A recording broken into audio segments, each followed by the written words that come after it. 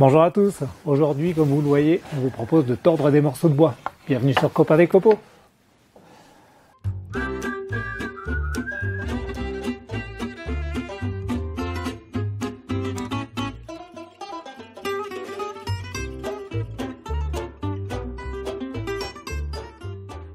Alors comme vous l'avez vu dans le titre de la vidéo, on va parler ici de cintrage à la vapeur, mais ce n'est pas la seule solution pour obtenir des formes courbes. On peut rainurer un panneau sur sa future face concave pour le rendre cintrable. On peut utiliser la technique du lamellé-collé que j'ai déjà développée dans une vidéo précédente, ou tout simplement découper dans la masse. Cependant, le cintrage à la vapeur, ou à l'eau chaude, a le grand avantage de présenter un fil du bois uniforme, alors que dans le lamellé-collé, il se peut que l'on voit les couches du petit sandwich que l'on a formé, et puis on ne se met pas de la colle partout. En plus, il y a très peu de pertes en bois et le fil du bois suit la courbure du cintrage jusqu'aux extrémités. Du coup, les tenons ou les mortaises sont bien plus solides que si l'on taillait dans la masse. Ici, par exemple, on a une fragilité du tenon qui risque fort de casser suivant les fibres. Évidemment, si on a envie, on peut combiner le cintrage à la vapeur au lamellé-collé et ainsi bénéficier de tous les avantages et de tous les inconvénients, puisqu'il faut avouer que le travail de préparation est un peu long, que la surface nécessitera souvent un bon ponçage en sortie et que le bois doit être soigneusement sélectionné selon des critères que l'on va mieux comprendre une fois qu'on aura un peu compris comment ça marche. Bon, alors l'idée, c'est de chauffer le bois afin que la lignine, les hémicelluloses et les régions non cristallines de la cellulose soient au-dessus de leur température de transition vitreuse et puissent se déformer aisément sous l'action des charges mécaniques. Ouais, j'ai écrit parce que... Ouais, bon, en gros, c'est comme si on avait de la pâte à modeler congelée qu'on voudrait tordre. On la chauffe, on joue avec, puis on la recongèle, quoi. Ouais, ok. Idéalement, il faudra atteindre les 140 degrés et on pourrait imaginer mettre le bois au four, mais le souci, outre que mon four n'est pas très grand, c'est qu'il faudrait que le bois présente aussi une certaine humidité, disons autour des 20%. Du coup, chez Copain des Copeaux, et chez aussi plein d'amateurs, on utilise l'idée de l'eau chaude ou de la vapeur qu'on a piquée aux gens de l'Antiquité et on joue sur les deux tableaux. Et ouais, ça fait un moment qu'on connaît la technique. On chauffe ainsi le bois à 100 degrés tout en le gardant humide. Comme le ramollissement commence autour de 70 degrés, on a une bonne plasticité et on a un peu de marge pour le travailler avant qu'il ne refroidisse. Bon, on n'a pas 10 minutes non plus, hein. En général, il faut que le bois soit mis en forme dans la minute qui suit sa sortie d'étuve. Alors je précise que le cintrage se fait ici dans le sens du fil du bois. On va plier les fibres selon un axe perpendiculaire à celle-ci. Il y a une autre technique de cintrage à chaud qu'on utilise parfois pour tordre les panneaux dans ce sens-là en gardant les fibres droites, mais ce sera l'objet d'une autre vidéo. Alors vous l'aurez sans doute deviné, il va nous falloir ici du bois bien droit de fil, exempt de tout défaut. Un morceau comme celui-ci, avec ses fibres bien parallèles tout du long, est un candidat idéal. Par contre, vous voyez qu'ici, dès qu'il y a un nœud, ça ne pardonne pas. Donc ce morceau-là, par exemple, on va l'éliminer tout de suite. Sur ce morceau-là, vous voyez qu'on est pas mal jusqu'à cette partie-là, où on a des fibres qui affleurent à la surface. Alors c'est pas forcément rédhibitoire, à condition de mettre cette partie-là du côté concave, du côté creux de la courbe, comme je l'ai fait ici. Ensuite, écarter la plupart des résineux, car leur structure fait que le bois d'été à parois épaisses a tendance à écraser les trachéides du bois de printemps à parois plus minces. En gros, ça casse assez vite. Du coup, il reste les feuillus qui vont se plier plus ou moins à vos attentes. Le noyer marche vraiment très bien, mais on a aussi de bons résultats avec du hêtre ou du chêne. Par contre, le frêne n'est pas forcément terrible, par exemple. Idéalement, il faut que le bois ne soit pas encore sec à l'air et présente une humidité de 20 à 25%. À défaut, on peut utiliser du bois sec à l'air, mais il y aura plus de casse, et si malheureusement vous ne disposez que de bois séché au séchoir, c'est encore bien pire. Heureusement, on peut améliorer ces statistiques en humidifiant le bois. Pour ça, prenez un récipient rempli d'eau et immergez le bois pendant quelques jours avec un peu d'adoucissant si vous en avez. Ce dernier n'est pas indispensable, mais il réduit la tension de surface de l'eau, ce qui lui permet de se faufiler dans les petits endroits qu'elle n'aurait pas atteints. Alors j'ai fait quelques essais et vous pouvez voir qu'au bout d'une semaine, le bois immergé dans l'eau est bien imprégné à l'extrémité, mais après quelques centimètres, le cœur est encore sec. Par contre, la même essence de bois immergée dans l'eau avec de l'adoucissant est imprégnée à cœur. Bon, alors je suis conscient des limites de ma démonstration et sur certaines essences, bizarrement, il n'y avait aucune différence. En plus, jusqu'à 3 cm d'épaisseur et avec un rayon de courbure raisonnable, j'ai toujours cintré sans problème, donc au final, on peut souvent se passer d'adoucissant, mais ça aide sûrement un petit peu, et à défaut, on a du bois qui sent bon. Enfin, si la courbe est importante, prévoyez une bonne surlongueur car les extrémités sont assez difficilement cintrables. Je ne peux pas vous donner une valeur exacte car ça va dépendre de l'essence de bois, de l'épaisseur, du rayon de courbure et j'ai bien peur que seule votre expérience puisse vous aider. Mais en première approximation, je dirais que 5 à 10 cm de chaque côté paraissent pas mal. Et en plus, ça vous permettra de vous débarrasser des éventuelles fentes en bout ou des parties abîmées par le feuillard que l'on verra tout à l'heure. Bon, ça y est, vous avez trouvé un morceau qui convient? Eh bien, on va pouvoir le tremper dans l'eau chaude si vous avez un grand contenant. Mais dans le cas contraire, il va falloir construire une boîte à étuvée. Ici, n'importe quelle enceinte dans laquelle on peut mettre de la vapeur peut convenir. Il y en a même qui se contentent d'un sac en plastique, bien pratique pour les très grandes longueurs, mais c'est pas forcément facile à trouver et en général, on fabrique des boîtes assez longues avec des tuyaux d'évacuation des eaux de pluie, des tuyaux extensibles ou éventuellement des tuyaux PVC à condition de mettre des soutiens à l'intérieur car le PVC ramollit sous l'action de la chaleur.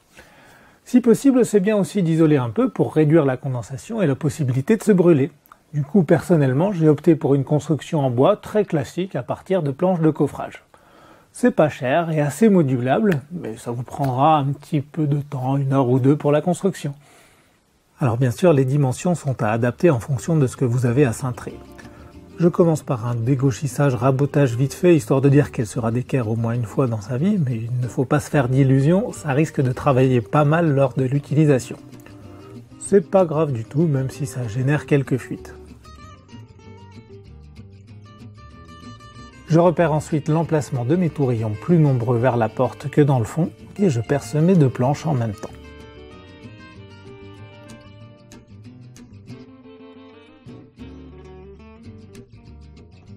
L'assemblage de la carcasse est très simple puisque j'ai utilisé des vis, mais vous pouvez faire des rainures et languettes ou plus compliquées.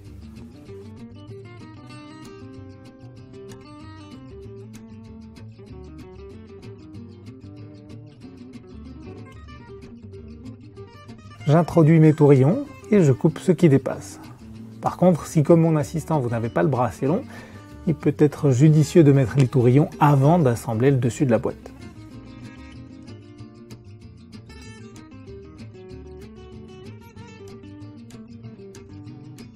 Le fond est simplement vissé, mais pour la porte, j'ai ajouté un petit joint qu'on met sur les vieilles menuiseries pour ne pas avoir trop de fuite, mais on peut s'en passer, après tout on ne va pas être sous pression.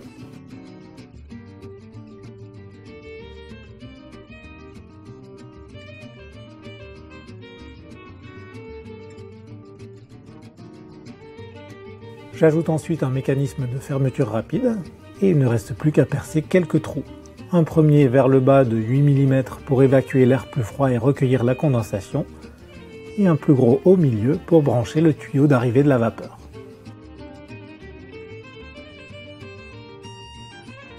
Pour générer cette dernière, on peut détourner une machine à détapisser, une centrale vapeur ou une cocotte minute sur laquelle on branche un tuyau de gaz. Si possible, celui-ci ne doit pas faire de coude, sinon la condensation va s'accumuler ici et l'eau va gêner la progression de la vapeur vers la boîte.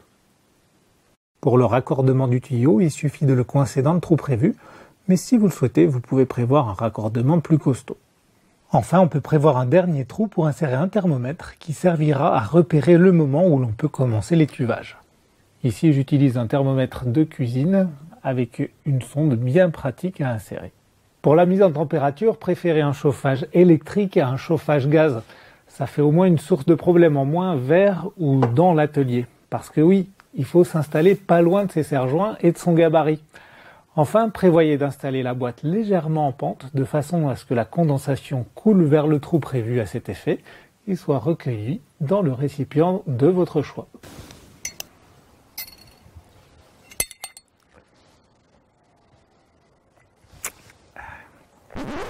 Oui, donc soit recueilli dans le récipient de votre choix.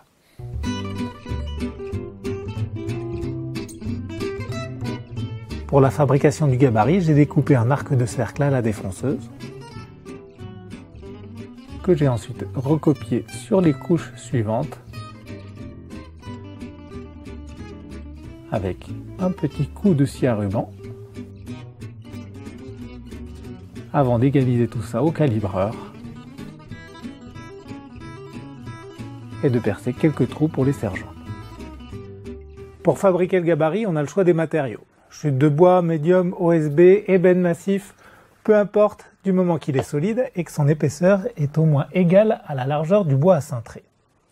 Il doit suivre la courbe de votre projet ou éventuellement avoir un rayon de courbure légèrement plus petit de façon à anticiper un effet ressort qui arrive parfois dans des proportions impossibles à prévoir. Rappelez-vous aussi qu'il doit y avoir de la place pour les éventuelles surlongueurs de votre pièce et prévoyez bien sûr des moyens de serrage avec des serre-joints, des sangles, des treuils ou un contre-moule, tout en sachant que souvent on va ajouter un feuillard pour les épaisseurs importantes. En effet, si l'épaisseur de la pièce est supérieure à 1/30 du rayon de courbure, il va falloir contraindre les fibres du côté extérieur. Pour comprendre pourquoi, je vous propose de regarder ensemble comment vont se comporter les fibres du bois lors du cintrage. Bon, je vous épargne les hypothèses d'homogénéité et d'isotropie, mais en gros, on sent bien que pour passer de là à là, les fibres du dessus vont devoir s'allonger et les fibres du dessous vont devoir se comprimer.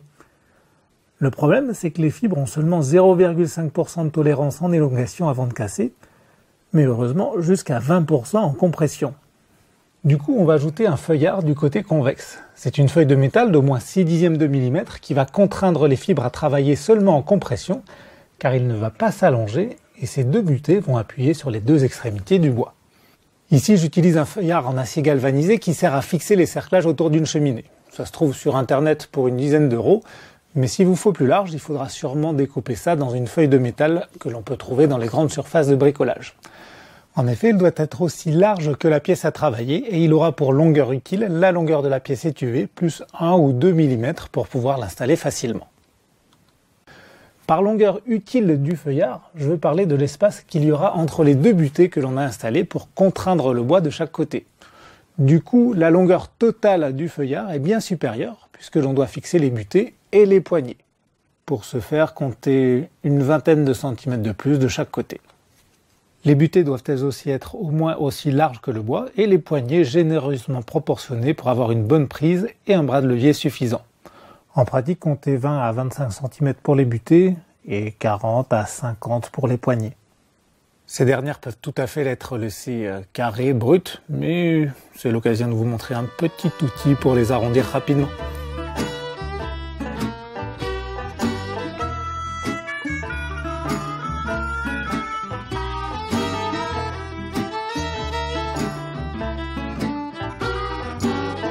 L'assemblage ne pose aucune difficulté si ce n'est de prévoir un petit décalage ici qui va nous permettre de mettre des serre-joints qui solidarisent le feuillard et la pièce à cintrer. C'est pas indispensable mais ça facilite les manipulations à venir. Par contre, ça nécessite de faire une petite encoche dans le gabarit pour que la tête du serre-joint ne gêne pas. Vous l'aurez compris, le cintrage à la vapeur nécessite d'être rapide, efficace et de faire attention à tout ce qui sera chaud. Il faut donc bien préparer votre affaire. Il faut absolument des gants pour sortir le bois, des serre-joints doivent être à portée de main, le feuillard prêt à recevoir la pièce. Bref, n'hésitez pas à faire une répétition à blanc et à embaucher un assistant au besoin. Je vous conseille aussi de bien repérer les faces extérieures et intérieures sur le bois et aussi de faire une petite marque qui viendra en face de celle que vous aurez fait sur le gabarit de manière à tout positionner facilement. Quand vous êtes prêt, remplissez votre générateur de vapeur avec suffisamment d'eau pour ne pas tomber en panne au cours de l'étuvage et mettez-le en route. D'ailleurs, les chauffages électriques comme le mien ne sont pas hyper performants et il peut être intéressant de chauffer l'eau sur une plaque plus puissante si vous en avez. Attendez bien que la boîte à étuver soit pleine de vapeur avant d'enfourner le bois.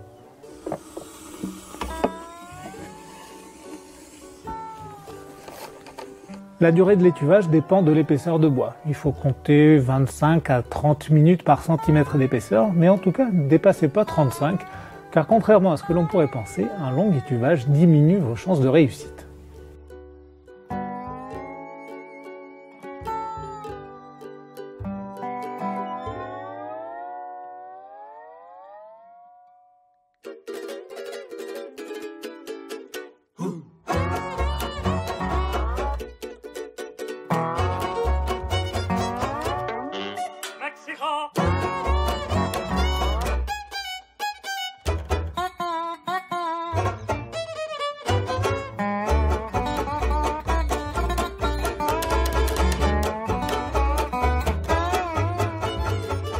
Si possible, commencez par le serre-joint du milieu, puis cintrez les côtés.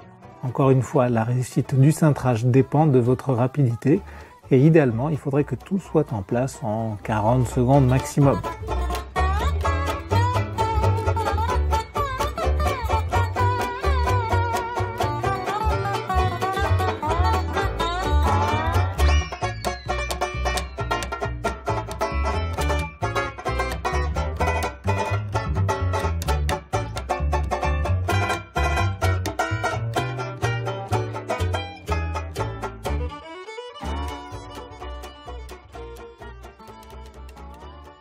Si vous avez besoin de votre moule pour un autre cintrage, laissez refroidir au moins un quart d'heure avant de transférer votre pièce sur un gabarit de séchage ou de la brider.